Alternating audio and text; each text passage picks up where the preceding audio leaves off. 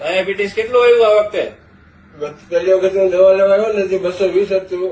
15 દિવસ દવા લીધા પછી મને 150 થઈ ગયું. એટલે મને અચ્છા. ખૂબ 15 દિવસમાં સારી રાહત મળી છે. સરસ. મનસુખભાઈ મહેતા જેતપુરના જ રહેવાસી છે. જેતપુરથી જ અહીંયા દવાખાને દવા લેવા માટે આવ્યા હતા.